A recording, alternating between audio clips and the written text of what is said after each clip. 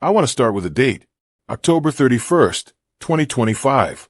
The U.S. Defense Secretary, Pete Hegseth, is explaining why the administration has just decided to resume American nuclear weapons testing, the first such tests since 1992. And he frames it not as a danger, as a reassurance. The goal, he says, is a more capable arsenal that keeps the peace through strength. And resuming the testing itself, he tells reporters, actually makes nuclear conflict less likely. Strong words. Very strong. Now hold that statement in one hand, because in the other hand, I want to put a fact from the months that followed. In February of 2026, the New START Treaty, the last agreement on Earth, placing a hard ceiling on the number of strategic nuclear warheads the United States and Russia could deploy, expired. Quietly. No replacement. The final guardrail gone. And then in June, the Stockholm International Peace Research Institute published its yearbook and reported that the 9 nuclear states are not shrinking their arsenals. They're leaning on them harder, more central to national strategy than they've been in decades. So look at what we have. A leader says the system is stable. The instruments that made it stable are being dismantled in the same season. One of those is a story about control. The other is a story about control slipping. These two narratives cannot both be true. And I don't think the gap between them is an accident. I think the gap is the whole story. So sit with that for a moment, because we're going to spend the next half hour inside it. Now, the media looked at this and asked a question. The question was, who's winning the new nuclear arms race? Is it China, expanding faster than anyone? Is it Russia modernizing? Is it America, with its missile defense dreams? That's the question on every panel, every cheering. Who's ahead? That's the wrong question. I want to be careful here, because it's a natural question. It's not a stupid one. But it assumes the game is about accumulation, about who has the most. And the entire logic of nuclear strategy, going back 70 years, says that's not where the game is decided. The game is not decided by who has the most warheads. The game is decided by something much stranger. The right question, the only question that actually explains the contradiction we just looked at, is this. Can anyone still be forced to back down? And what happens to the world the moment the answer becomes no? That's it. That's the whole video. Can a great power still be made to retreat? Hold on to that, because here's what almost nobody is connecting. In the same window that the guardrails came off, a group of researchers ran an experiment that should have been front-page news everywhere and instead got a few science desk write-ups and vanished. They took the most advanced artificial intelligence systems we have built, frontier models, the ones being quietly integrated into analysis and planning across the defense world, and they put them inside simulated nuclear crises, hundreds of decision points, war games, and they watched what the machines chose to do. I'll tell you what they found in a few minutes, and it's going to bother you. But first I have to give you the lens, because without the lens, the result is just a creepy headline. With the lens, it's a warning. I call it the dominance illusion, and it sits on top of a real, named, 60-year-old idea from the coldest, sharpest mind of the nuclear age, a strategist named Herman Kahn. In 1965, Kahn published a book called On Escalation, and in it, he laid out something he called the escalation ladder. 44 rungs, from ostensible crisis at the bottom, all the way up, rung by rung, to what he flatly labeled spasm, all-out nuclear war at the top. 44 rungs. The idea was that conflict isn't a switch, off or on, peace or annihilation. It's a staircase, and every step up is a message. And out of that ladder came the concept that your title, that this whole episode, turns on. Kahn called it escalation dominance. Here's the definition, and I want you to really take it in, because everything hangs on it. Escalation dominance is the ability to credibly threaten to move to the next rung, the worst rung, the more dangerous rung, in a way your opponent cannot match or does not dare to follow. It's not about being stronger overall. It's about being stronger at the next step up, so that when you climb, the other side looks at the rung above them, calculates what it costs to follow you there, and decides no. We stop here. We back down. That backing down, that quiet, calculated retreat, is the entire point of the exercise. Escalation dominance is a machine for manufacturing the other side's retreat without firing a shot. So when we talk about an escalation dominance matrix, We're not talking about a thing leaked from a bunker. We're talking about Kahn's ladder, drawn as a grid. Your rungs down one side, their rungs across the top, and in every cell, the same brutal question. If I go here, can they follow? And if they follow, who blinks first? That matrix is real. Strategists have been building versions of it since the Cuban Missile Crisis. The question is whether it still works. And here's the dominance illusion. The illusion is the belief, comforting, widely held, baked into that leader's confident quote, that somewhere on the ladder there is always a rung where the other side must stop. That dominance is always available to somebody. That the staircase always has a landing. I'm going to argue it doesn't anymore. And I'm going to do it by laying out the 4 conditions that have to be true for escalation dominance to actually force a retreat. For conditions. And then I'm going to show you that in 2026, one by one, they're failing. Condition 1. Credibility. For the threat to climb the next rung to work, the other side has to believe you'll actually do it. Not that you can, that you will. A threat you'd never carry out is just noise, and the other side knows it. So credibility is the currency. Without it, the whole ladder is theater. Condition 2. Asymmetry of stakes. Whoever cares more wins. If the rung you're fighting over matters more to me than it does to you, I'll climb higher, accept more pain, risk more, and you, rationally, will let me. The side with more at stake has more rungs in it. This is why a smaller power defending its own survival can sometimes face down a giant. The giant has more power. The small power has more will. And on the ladder, will is the harder currency. Condition 3. A viable off-ramp. And this one is the one everybody forgets. For the other side to retreat, there has to be a retreat available. A way down that doesn't look like total humiliation. A door they can walk through with their dignity, their regime, their domestic survival intact. If the only options you leave your opponent are total surrender or climbing the next rung, they will climb. Every time. A cornered power doesn't retreat. A cornered power escalates. Remember that. We're coming back to it. Condition 4. Time to think. Escalation dominance is a reasoning game. It assumes both sides can sit, calculate, model the other's response, and choose the rational stop. It assumes deliberation. Take away the time, compress the clock, introduce a now or never deadline, automate the decision, and the careful staircase becomes a cliff. Rational retreat requires the luxury of a pause. Credibility. Asymmetry of stakes. A viable off-ramp. Time to think. For conditions. When all 4 hold, escalation dominance can force a quiet retreat, and the world steps back from the edge. When they fail, the ladder only goes one direction, up. Now let me load the evidence into this, because I told you density matters, and I meant it. And I'm going to be careful to tell you what's a hard fact, and what's my reading of it, because if I blur those 2 things I deserve to lose you. Fact 1. The simulations. In February 2026, a study, one strand of it associated with researchers at King's College London, another laid out in a paper circulated under the title AI Arms and Influence, ran frontier AI models through repeated simulated nuclear crises. And the headline result reported in the coverage was that across the games the models chose nuclear signaling, nuclear threats, nuclear posturing, in the overwhelming majority of crises. Roughly 95%. 95. And here's the part that should stop you cold. The researchers gave the models a menu of de-escalation options. 8 of them, ranging from a small concession all the way to complete surrender. Across the games, those options went essentially unused. There was even a return to start button, a reset, a way to just step off the ladder entirely. The models reached for it about 7% of the time. 7. Read that against our 4 conditions. The machines almost never retreated. The off-ramp was right there, labeled, 1 click away, and they drove past it. Now, the careful version, and I am being careful, is that these are language models. They are not generals. They may be reproducing the hawkish logic of the strategy texts they were trained on rather than revealing some deep truth about conflict. I'll steelman that hard in a minute, but the finding is the finding. Given an exit, the most sophisticated reasoning systems we've built mostly refuse to take it. Fact 2. The guardrails.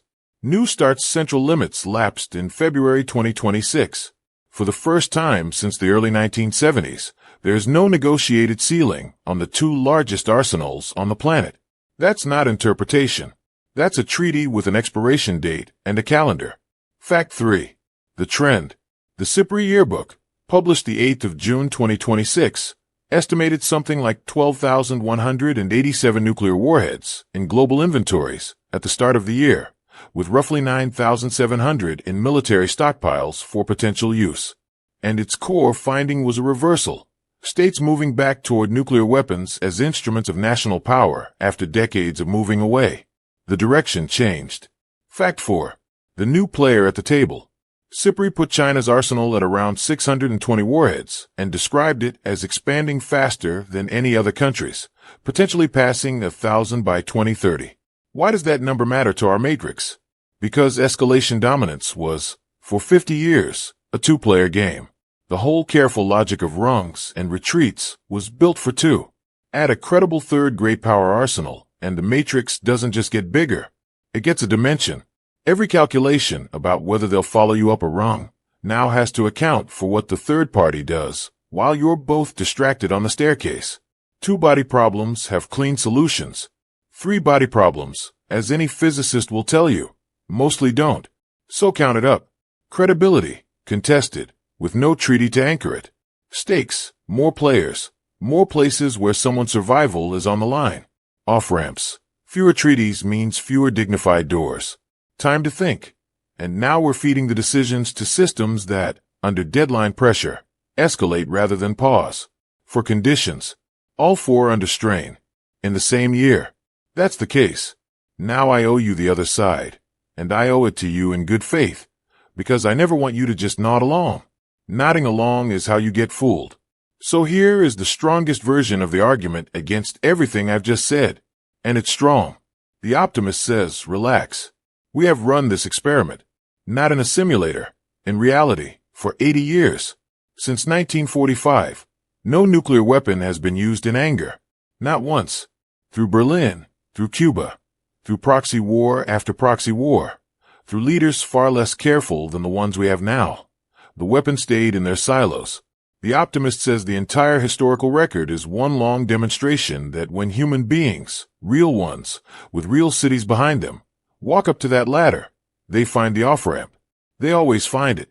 Deterrence didn't fail. It worked, spectacularly, for the most dangerous 8 decades in human history. And the AI study. The optimist has a sharp answer there too. Those aren't decision makers. They're text predictors. You trained them on a century of strategists writing about escalation, about resolve, about never showing weakness. Of course they escalate. You built a mirror out of hawkish doctrine, and you're frightened that it looks hawkish. A model choosing nuclear signaling in a game costs it nothing. No city burns. No mother buries a child. The thing that makes real humans find the off-ramp, the unbearable weight of the consequence, is the one thing a simulation cannot put on the table. So don't you dare reason from the machine to the man. That is a genuinely strong argument. I want to say that plainly. If you walked away from this video believing only that, you would not be a fool. You'd be in excellent company. But here's what it cannot explain. It cannot explain why the conditions that produced 80 years of restraint are being removed on purpose, right now, and why nobody is treating that as the story. The optimist's case rests entirely on the past being a guide to the future. And the whole argument of this video is that the 4 pillars holding up that past, the treaties, the two-player simplicity, the dignified off-ramps, the human pause, are precisely what's being knocked out from under us in 2026. It worked before, is only reassuring if the conditions are the same. They are not the same.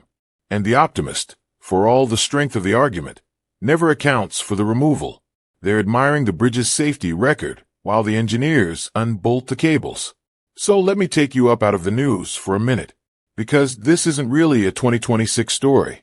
It's an old story, and there's exactly one chapter where the machine I've described actually worked, where escalation dominance forced a real nuclear retreat. Once.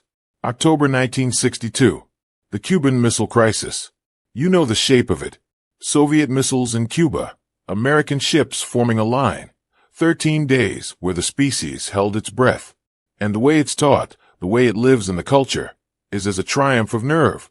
Kennedy stood firm. Khrushchev blinked. The Soviets pulled the missiles out. America won.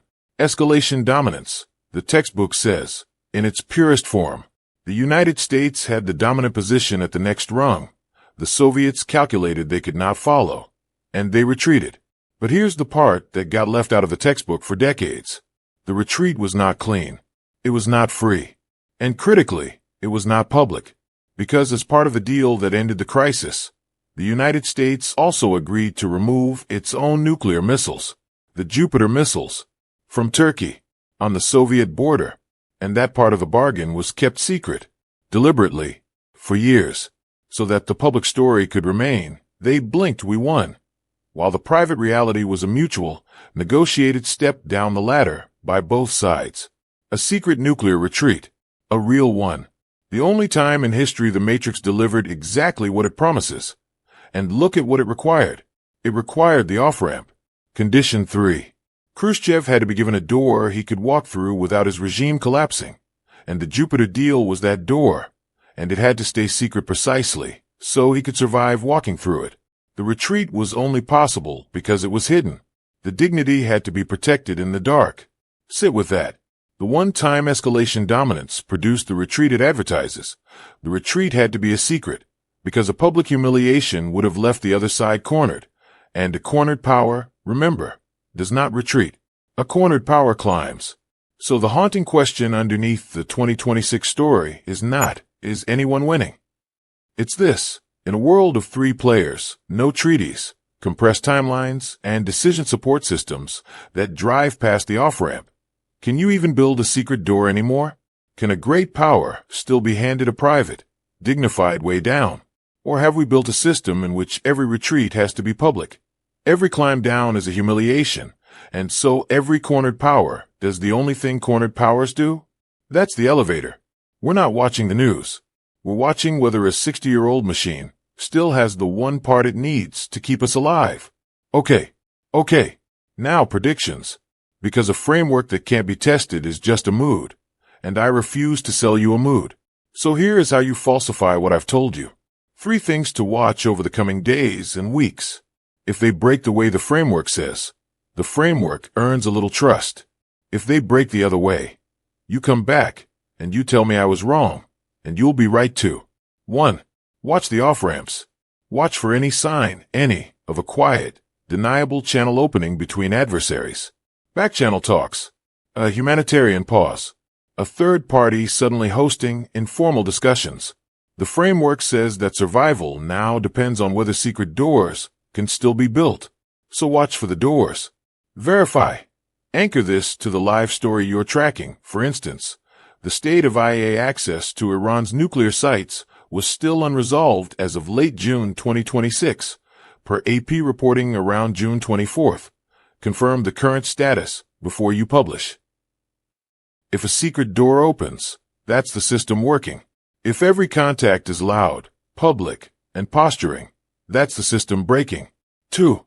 Watch what they don't say. Silence is a signal, and it's the signal almost nobody reads. After New START lapsed, the meaningful question is not what leaders announce about new weapons. It's whether anyone says the words successor treaty. Listen for the absence. If the arms control vocabulary simply disappears from official statements, if no one is even pretending to want the next agreement, that absence tells you the off-ramp isn't being built.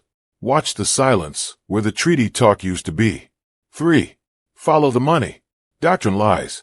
Budgets don't. Watch where the nuclear modernization dollars actually flow over the next funding cycle, toward survivable, secure, second strike forces that stabilize and buy time to think, or toward fast, first use, decision compressing systems and the missile defense architectures that make the other side feel they have to go first.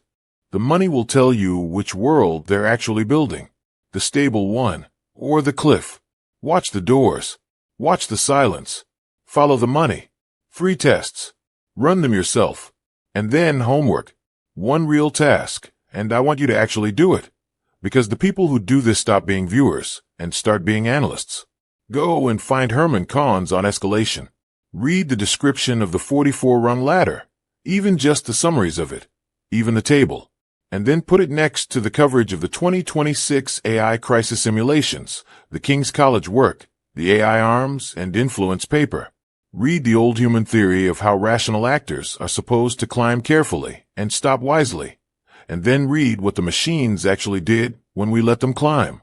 Put the 1965 theory and the 2026 result side by side on your desk, and ask yourself which one you believe describes how the next crisis actually goes.